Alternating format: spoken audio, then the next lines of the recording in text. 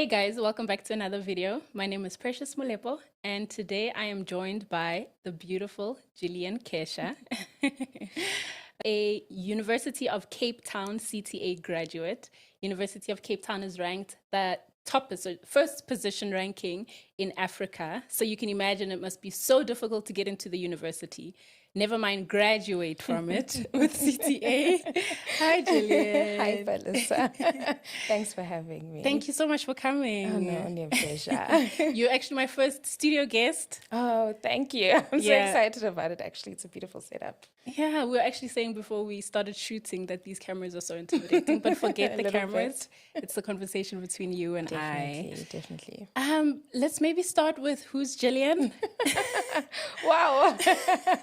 Where you grew up, where you're from, and also why did you choose accounting? Okay, geez. That's actually quite a difficult question. I don't think we realize. But anyway, I'm Gillian Kesha, like you've said.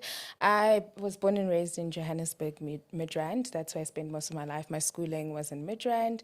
And then for university, I decided to go over to Cape Town. I think a change of scenery was probably the biggest push.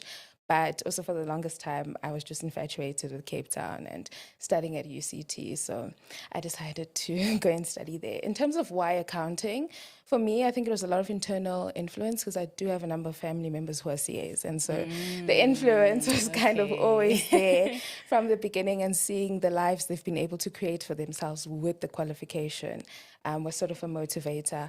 For me, my mom herself studied accounting. She didn't go the route of completing articles and so forth, because in her time, firms that offered articles were few compared to now. But, you know, the fact that she did that and had a liking for it already, there was that internal motivation or inclining from her as well, on top of the other family members. So yeah, for me, I think that was the biggest influence on why I chose accounting. Okay, so what, she studied the accounting degree? Yes, just the degree, and then she wasn't able to go further and do articles just because of the limited offering. So she then went to do a business management degree and work more in procurement and that type of thing instead of pursuing the CA profession in itself. But yeah, the influence was there for accounting already since she studied it. So I guess it felt like a safe choice per se. Yeah. Interesting. It must make her even more incredibly proud. Yeah, definitely. She is. I think I've lived one of maybe her dreams. So she's living a dream through me. Yeah, so it's really nice. Maybe share where you are in your accounting journey. Okay, yeah. So of course, after leaving UCT, I started my articles here in Johannesburg with one of the big four firms. So I am now actually a few days from signing off. Yes, girl. My articles. So 3 more days, and then I'm officially signed off and eligible to register as a CASA. I will still be staying within audit, starting as an assistant manager out of the country. I don't know. Look at so that. I'll be leaving for Australia in Perth specifically. And yeah, just continuing on this journey of growing my professional career as now a qualified CA and seeing what that can do for me. Thank you. Again. Thank you. And what was your mom's reaction? Oh gosh, she was so excited. Yeah, I can imagine. So excited. She has been my biggest cheerleader probably from day one, as she has. And yeah, I think it finally happening was just a triumphant moment for her. So she was so happy. She was shouting it off the rooftops quite literally, and she's just proud, anytime someone asks her about me, she's just so proud to speak about it. So yeah, it's lovely. It's lovely to see. I think her excitement fueled my excitement as well, because anyone who follows this journey knows that it's, you have moments where you're unsure and, it's a high of so many emotions, wondering, is it going to work out? Especially when you're waiting for results and all of that. When it does come, you feel relief more than excitement, actually. Yeah. Because you're just glad to be one step closer having done it. You don't actually get those moments to be excited because there's probably something else still to come after the first board, there's the second board, then there's articles, Destination competencies. syndrome. Yeah, exactly. I think that's what they call it. Yeah. Like, it's never enough. We're looking for the next thing. Exactly. And what's the next thing to achieve? For What's the next thing to sure, for accomplish? sure. So, But yeah, I think it's important to just, stay in the moment, enjoy where you are in life. And those are celebrate compliments. those milestones throughout the way. Yeah, so she's definitely been the person who's helped me actually celebrate the milestones, just feeding off of her excitement. Okay, let's speak University of Cape Town. Yeah, geez. So which route, so with me, University of Johannesburg, we have the option to go Bcom accounting route and then BAC. Yeah. So if you go Bcom accounting, you bridge, etc., into BAC. Okay. So which one did you follow? Okay, so I went with the Bcom accounting. So that's just the straight 3-year undergrad program. So UCT calls it Bachelor of Commerce in Financial Accounting, specializing in the CA stream. So it's specifically specified as the CA stream. You could also do a BBS Science, which is essentially like the Bcom degree, just has additional corporate finance courses as well as additional like auxiliary courses, your business ethics, and your other more theoretical courses. And that one is a 4-year degree because of those additional courses in it. So I chose the Bcom route simply because, it was just direct, straight to the point, what I wanted to achieve. I didn't really have a purpose or reason for wanting to do the additional corporate finance courses and other theoretical courses with the BBSI. And being very honest, I am quite impatient. So an additional year seemed like forever to me. So I just decided to do the Bcom simply because I didn't have a purpose for wanting to do BBSI and the additional courses. And I think I'm that person where with anything I'm doing, I need to have a purpose for it. So if I felt as though for me, it wasn't going to be beneficial to do those extra courses and have the extra year, I just wasn't going to do it. So Bcom at UCT is accredited by SAICA? In like, you don't have to go into the bridging course? No. You just come straight in, you do your 3 years. I thought it was every university. If you do your Bcom accounting degree, you need to do an extra year to bridge into. No, it's just your 3 years, and then you can do your CTA, or we call it PGDA. Okay. Yeah, so straight. Yeah, so I had to bridge. Oh, is it? Yeah. Okay. So is that an additional year or? It is. Oh, interesting. BCTA is what they call it. So bridging into CTA. Oh, okay. And it's basically your 3rd year of BAC. So I'm guessing the 3rd year of, I don't know, whatever UCT is offering. Okay. Because they believe that there's a difference between University of Johannesburg in this instance, this 3rd year BCom to the 3rd year of BAC. Oh, so they're basically just bridging that gap. Nice. And it's I definitely think there is a difference because you can be cruising in BCom and then you switch, or in your BCTA year, it's a totally different ball game. Wow. Okay. So this is news to me. Yeah, I'm also learning. It's quite interesting to hear how the different universities work. But okay, interesting. Yeah. So what were the requirements to get into your degree? Into Bcom. Okay, so I think for Bcom and BBSI, it's probably the same. But essentially, your maths and your English are the 2 subjects that they look at, and it's typically 60% or above, and then your overall average as well for your matric or your grade 11 that you apply with has to be within that 60% realm or above. So typically 60% is their benchmark for requirements to get into the degree. But what is nice about UCT is that they also offer what is called their Education Development Unit, EDU. So essentially it's where children or students coming in from your Model C schools, maybe from more disadvantaged areas, meet the requirements.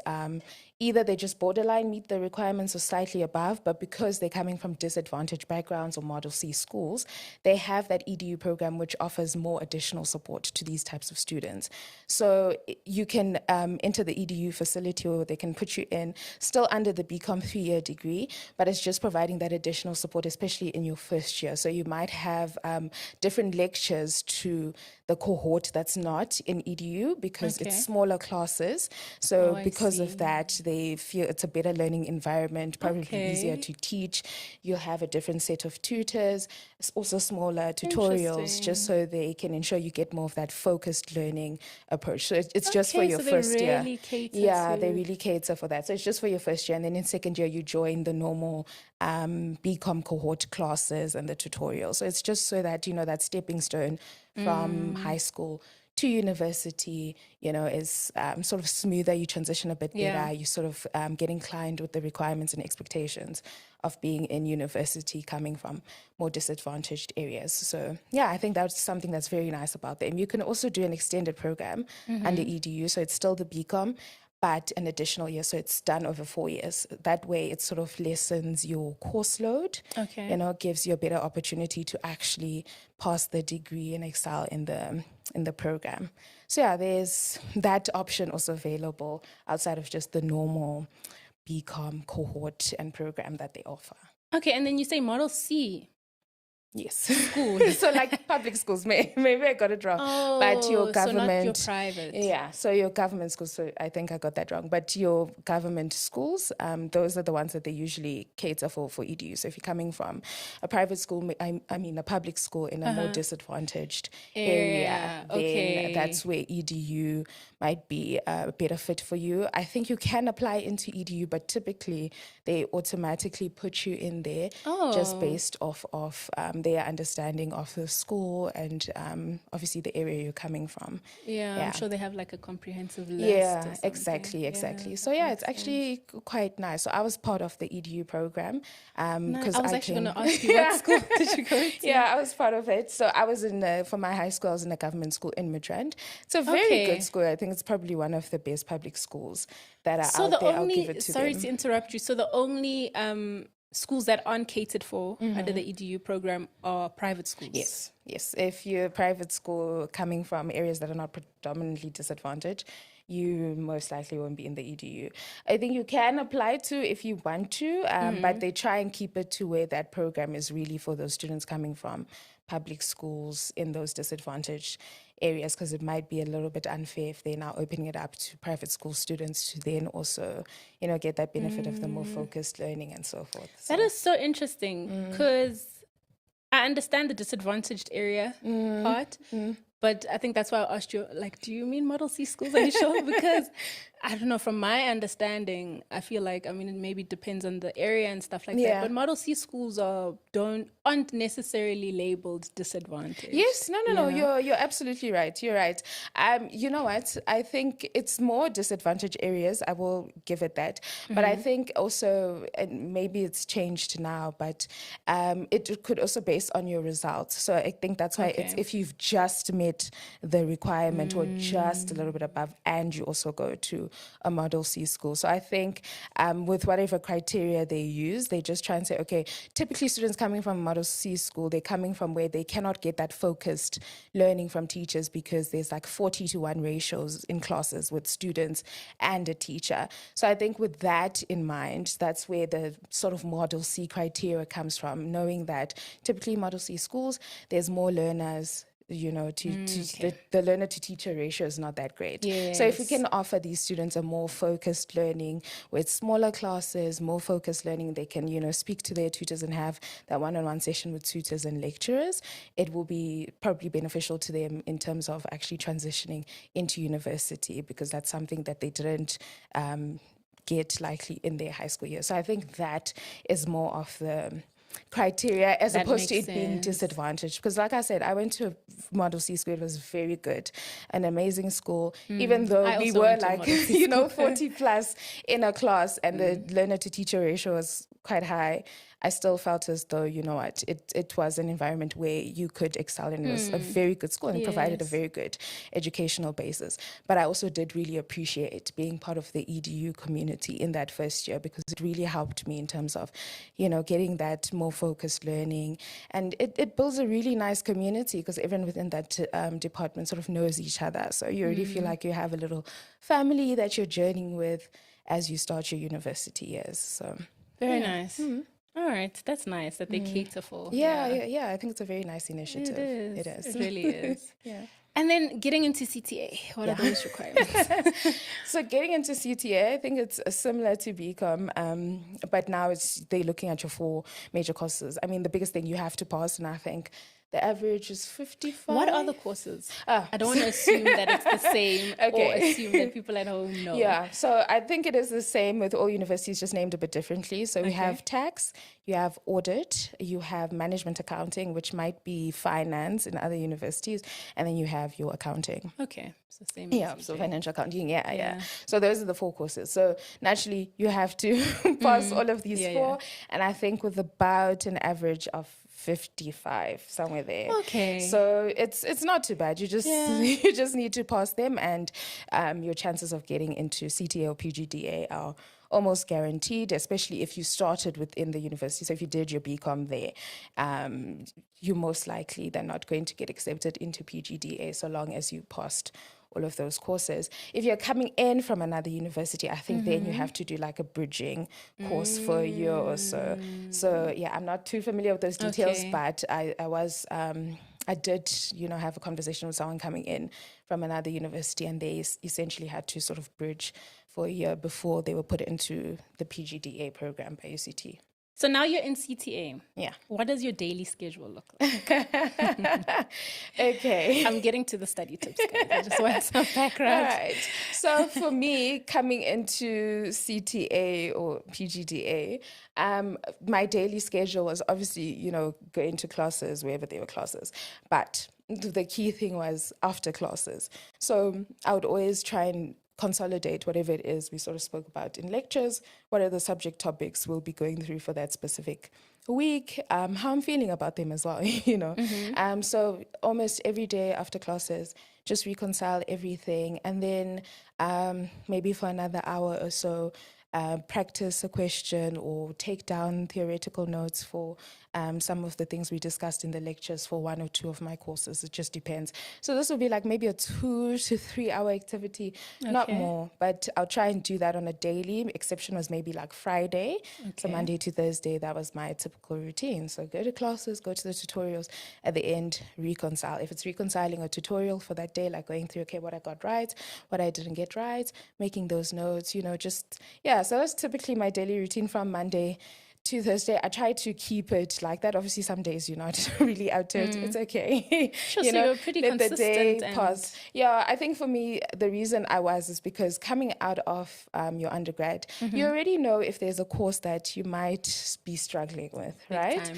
I was already preview of that, and I knew that with CTA, it's essentially your undergrad, but then with things added on, it just accumulates on that. So if already I just made it through undergrad, or there was a course that I just made it through, the logical thing to do was to, from the beginning, start off really reconciling that and staying on top of things, because it's not just going to magically happen that those concepts you didn't understand in undergrad, you automatically understand in CTA, because you need those topics as well, and they're not really going to go over those again. It's not just they testing you on the new material that you're doing in class. Exactly. No. They can also test you on those principles from undergrad. So I think that's why also, for me, that's an important thing to know. Yeah, actually. it is. Everything is assumed knowledge. Yeah, from exactly. The time you started in Exactly. CTA. Hence, I was like, no, I need to stay on top of things. So the last thing I want to do is then find myself towards the end, exams and all of that, and essentially trying to, what do they say, save the semester? Oh, yeah.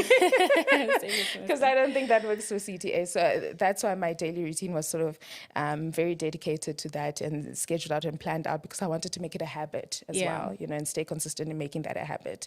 Yeah.